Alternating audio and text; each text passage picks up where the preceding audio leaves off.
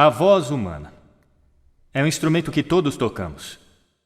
É provavelmente o som mais potente do mundo, é o único que pode começar uma guerra ou dizer eu te amo. E mesmo assim, muitas pessoas passam pela experiência de falar sem ninguém ouvir. E por quê? Como podemos falar poderosamente para fazer diferença no mundo? O que eu gostaria de sugerir é que existem alguns hábitos que precisamos afastar. Eu reuni aqui, para seu prazer, 7 pecados mortais da fala. Não tenho a pretensão de dizer que é uma lista completa, mas esses 7 pecados, eu acho, são grandes hábitos nos quais todos podemos cair. Primeiro, fofoca. Falar mal de alguém que não está presente. Não é um bom hábito e sabemos muito bem que a pessoa que fofoca, 5 minutos depois, estará fofocando sobre nós. Segundo, julgar.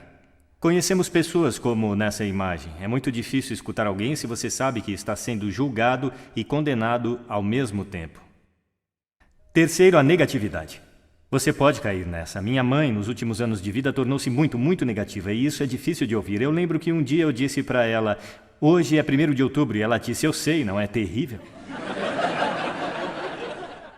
É difícil ouvir quando alguém é tão negativo assim. E outra forma de negatividade é reclamar. Bom, essa é a arte nacional do Reino Unido.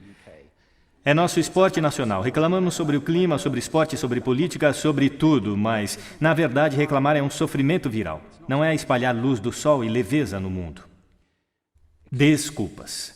Todos nós conhecemos esse cara. Talvez todos nós tenhamos sido esse cara. Algumas pessoas têm um atirador de culpa. Elas jogam a culpa em todo mundo e não se responsabilizam pelos seus atos. É novamente muito difícil ouvir alguém que está agindo dessa forma. Penúltimo. O 6º dos 7 itens. Exagero.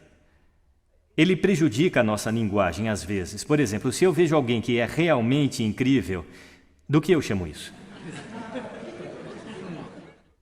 Então, é claro, esse exagero se torna mentira e nós não queremos ouvir pessoas que sabemos que estão mentindo para nós. E, finalmente, o dogmatismo. A confusão de fatos com opiniões. Quando essas duas coisas se confundem, você está ouvindo na direção oposta, alguém está bombardeando você com suas opiniões e como se fossem a verdade. É difícil. Então aqui estão eles, os 7 pecados mortais da fala. São coisas que eu acho que precisamos evitar. Mas há uma forma positiva de pensar sobre isso? Sim, existe. Eu gostaria de sugerir que há 4 bases, fundações, sobre as quais podemos ficar se queremos que o nosso discurso seja poderoso e para fazer a diferença no mundo.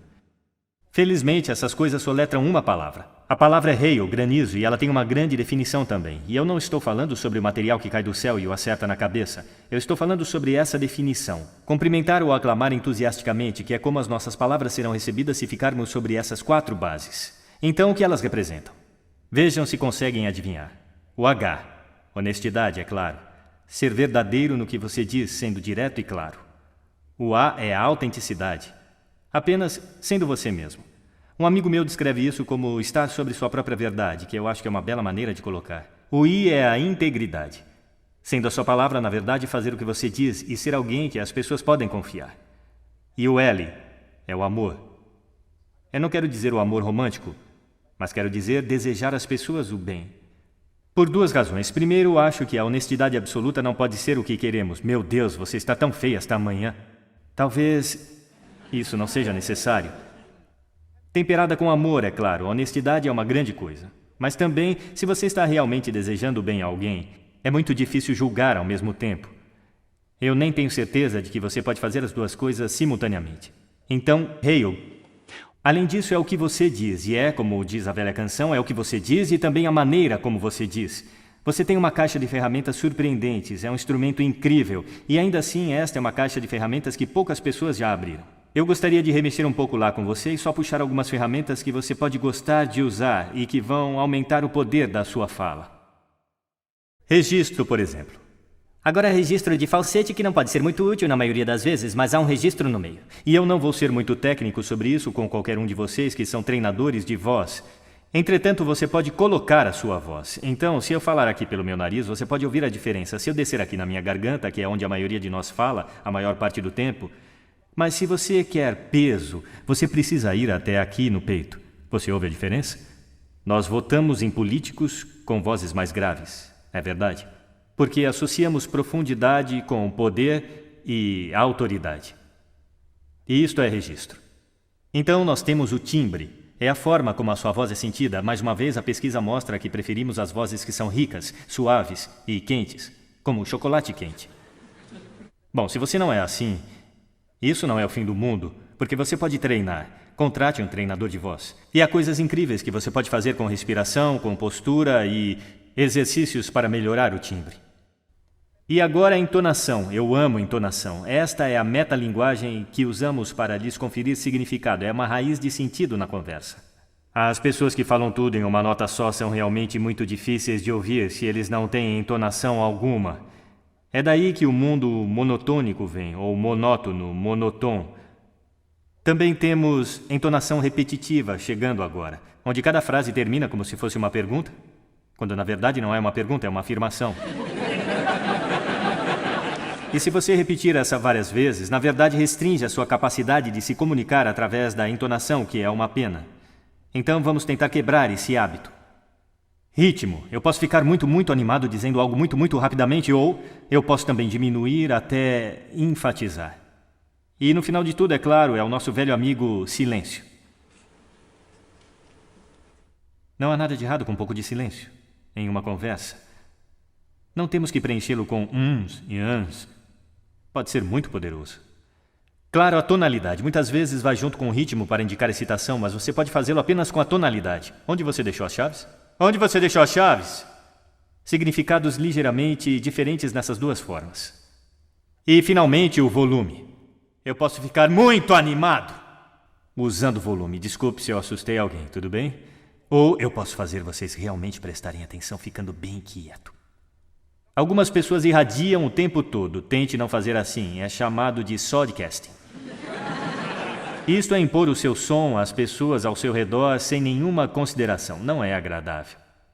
Naturalmente, onde tudo isso entra em jogo, acima de tudo, é quando você tem algo realmente importante para fazer. Pode ser num palco como este, dando uma palestra, pode ser propondo casamento, pedindo um aumento, discursando em um casamento, seja o que for. Se é realmente importante, você deve isso a si mesmo. Olhar para esta caixa de ferramentas e o motor que vai funcionar, e nenhum motor funciona bem sem ser aquecido. Aqueça sua voz. Na verdade, deixa eu mostrar como fazer isso. Será que todos podem ficar de pé por um momento? Eu vou mostrar os 6 exercícios de aquecimento vocal que eu faço antes de me apresentar em cada palestra. Sempre que forem falar com alguém importante, façam isso. Primeiro, braços para cima, respiração profunda e inspirem. Assim. Mais uma vez. Muito bom. Agora vamos aquecer os nossos lábios. Vamos para... Muito bom. E agora... Igual quando você era criança. Agora seus lábios devem ganhar vida. Vamos fazer o seguinte com a língua, exagerando. Lá, lá, lá, lá, lá, lá, lá, lá. Lindo, estão ficando muito bons nisso. E em seguida agora enrole uma... É como champanhe para a língua. Por fim, eu só posso fazer um. Os profissionais chamam isso de sirene. É muito bom. Começa com o I e vai para o O. O I é agudo e o O é grave. Então você vai...